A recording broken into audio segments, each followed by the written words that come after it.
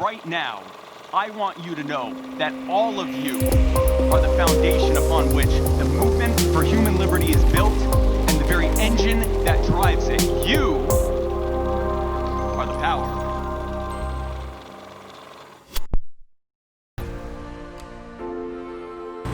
It's a beautiful day for revolution.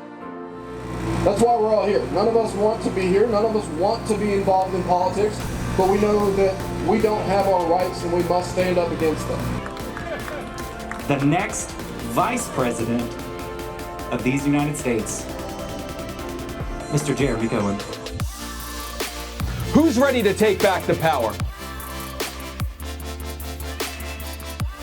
We recognize, we have seen what Republicans and Democrats have done with their exclusive control of every lever of power and government in this country for over 160 years.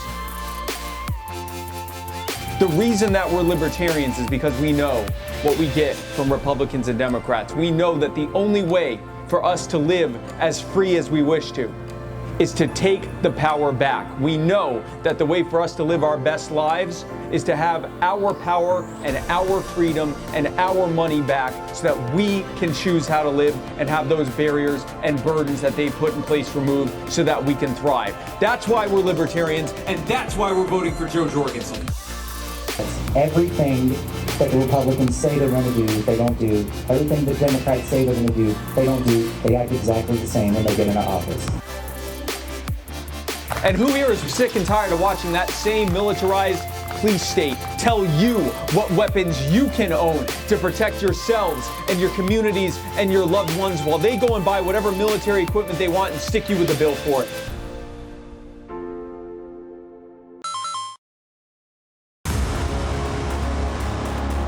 When we end the wars overseas, bring the troops home, and allow the healing to begin, it will be because of you.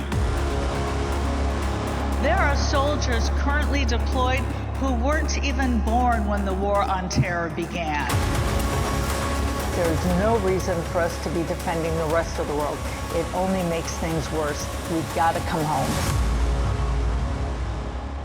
I'm Jorgensen, and I approve this message. And folks, of course, who here is sick and tired of being told whether or not you're essential, whether or not you should be allowed to go outside, whether or not you should be allowed to work or to operate your business, whether you should be allowed to go to a hospital to get a cancer screening or to get therapy for your addiction or your depression, whether or not you should be able to visit your loved ones or go to your house of worship, whether or not you should be able to live your life, and being told to stay inside and given $1,200 of your own money and then watch trillions of dollars being handed out to multinational, multi-billion-dollar corporations. Who's sick and tired of being in the worst recession of our lives while stock prices are at all-time highs? Who here is sick and tired of this disgusting thieving system? Who here wants to take the power back? The Libertarian Party has been saying for the 49 years that we have existed that these policies would lead to these outcomes. They knew it would happen, and they did it anyway because they want you to be scared. They want you to be hopeless. They want you to be anxious. They want you not to know where your next paycheck is going to come from. They want you to be desperate. They want you resentful. They want you to fight each other in the streets and hate each other. They want you to be hopeless, and they want your spirit to be broken.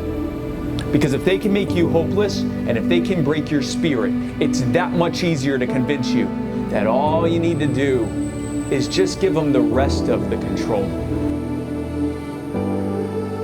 They know that we will destroy the monster that they've created, and that is why we're voting for Jorgensen.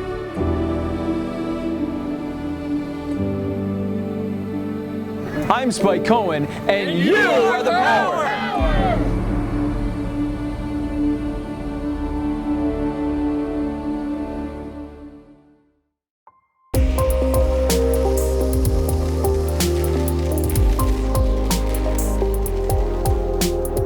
You own yourself.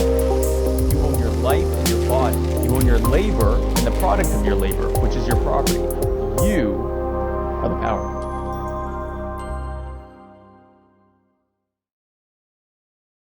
All right, one more time. Yeah, there you go. What's that? One more time. You want me to read the whole thing? Sure. Okay. So we just got this from the World Health Organization saying that they don't believe that COVID-19 lockdowns are an effective way of dealing with the pandemic, which is something I've been saying since before the lockdown started. Here is from World Health Organization envoy Dr. David Nabarro. We in the World Health Organization do not advocate lockdowns as the primary means of control of this virus. The only time we believe a lockdown is justified is to buy you time temporarily to reorganize, regroup, rebalance your resources, protect your health workers who are exhausted, but by and large, we'd rather not do it. Lockdowns just have one consequence that you must never, ever belittle on the internet. I added that part. And that is making poor people an awful lot poorer.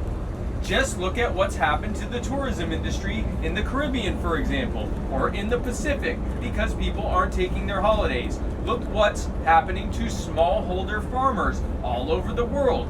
Look what's happening to poverty levels. It seems that we may well have a doubling of world poverty by next year. We may well have at least a doubling of child malnutrition, which kills more people than the virus itself.